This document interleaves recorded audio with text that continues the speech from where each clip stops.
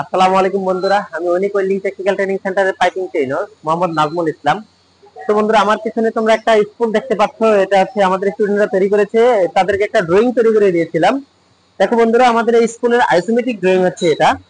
তো বন্ধুরা, আমরা জানি যে ড্রয়িং মূলত দুই ধরনের, একটা হচ্ছে অর্থোগ্রাফিক ড্রয়িং আর একটা আইসোমেট্রিক ড্রয়িং। তো পাইপলাইনের সবচেয়ে বেশি যে ড্রয়িংটা নিয়ে বেশি আলোচনা করা হয়, কাজ করা হয়, সেটা হচ্ছে আইসোমেট্রিক ড্রয়িং। তো বন্ধুরা দেখো, এটা হচ্ছে একটা আইসোমেট্রিক ড্রয়িং, আর এই ড্রয়িং এর স্কুল হচ্ছে এটা। এটা তৈরি করেছে আমাদের স্টুডেন্টরা। তো বন্ধুরা, যদি তোমাদেরকে আমি প্রথমে দেখানোর চেষ্টা করি, দেখো আমাদের স্টুডেন্ট সর্বপ্রথম যে কাজটা করেছে, এখানে দেখো একটা স্লিপ অন ফ্লান্স ফিটিং করেছে। তো এখানে দেখো ফ্লান্সের হোলগুলো লেভেল আকারে রাখা আছে। তো আমাদের পাইপলাইনের স্কুল তৈরি করতে হলে অবশ্যই একটা জিনিস মেনটেন করতে হয়, সেটা হচ্ছে আমাদের ড্রয়িং। অবশ্যই ড্রয়িং দেখে আমাদের লাইনটা যেন অ্যালাইনমেন্ট যেন 100% হয়।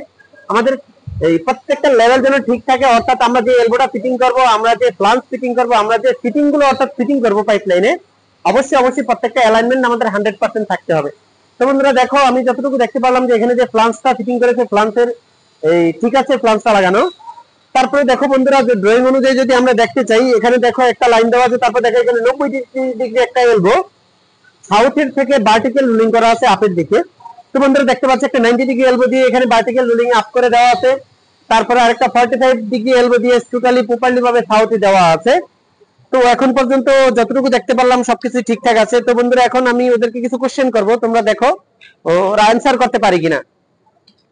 আচ্ছা ঠিক আছে, এটার নাম কি? Slip on flange. আচ্ছা ঠিক আছে, তুমি বলো তো এখানে যে রুট গ্যাপ দিছো, রুট গ্যাপ কত এমএম দিছো? 3 mm। কেন 3 mm দিছো? কম বেশি দাও কেন? ওকে, এটা হচ্ছে ইন্টারন্যাশনাল একটা রুলস। অবশ্যই একটা পাইপলাইন করতে হলে 3 mm রুট গ্যাপ প্রয়োজন হয়। আচ্ছা ঠিক আছে, তুমি বলো তো এখানে বেবেল কতটুকু করা আছে? বেবেল স্যার পাইপের থিকনেস অনুযায়ী আমাদের বেবেল করা। ওকে, বেবেলের ডিগ্রি কত? বেবেলের ডিগ্রি হচ্ছে 37.5। 37.5 ডিগ্রি। আচ্ছা ঠিক আছে, তো প্রত্যেকটা পাইপে কি 37.5 ডিগ্রি বেবেল করতে হয়? প্রত্যেকটা পাইপের জন্য 37.5। ওকে ঠিক আছে। আচ্ছা তুমি বলো তো এটার নাম কি? 90 ডিগ্রি এলবো। 90 degree elbow. আচ্ছা, তুমি কি পাইপলাইনে যে ফিটিংস গুলো ইনস্টল করা হয়, এরকম 4টা ফিটিংস এর নাম বলতে পারবা? বলো তো। ফ্লান্স, এলবো, টি, রিডিউসার। ওকে, ফ্লান্স, এলবো, টি, রিডিউসার। তো বন্ধুরা দেখতে পারলে যে আমাদের স্টুডেন্টরা অত্যন্ত সাবলীল ভাবে, তারা কোনো প্রকার সংকোচবোধ না করেই সহজে উত্তরটা দিয়ে দিল। তো বন্ধুরা, তোমরা যদি এরকম কাজ শিখতে চাও, আমাদের এখানে আইসোমেট্রিক ড্রয়িং দেখে কাজ শিখতে চাও, যে কোনো ধরনের পাইপলাইন তৈরি করার মতো নিজেকে স্কিল তৈরি করতে চাও, অবশ্যই আমাদের ডেসক্রিপশনে দেওয়া নাম্বারে যোগাযোগ করবে।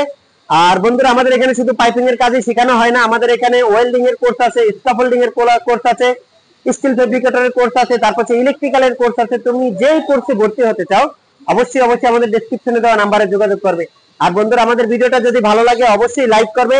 আর যদি কেউ কাজ শিখতে আগ্রহী হয়, তাদের কাছে আমাদের ভিডিওটা অবশ্যই শেয়ার করে দেবে। তো বন্ধুরা, আজকে এ পর্যন্তই। আবার নতুন ভিডিও নিয়ে হাজির হবো। আসসালামু আলাইকুম।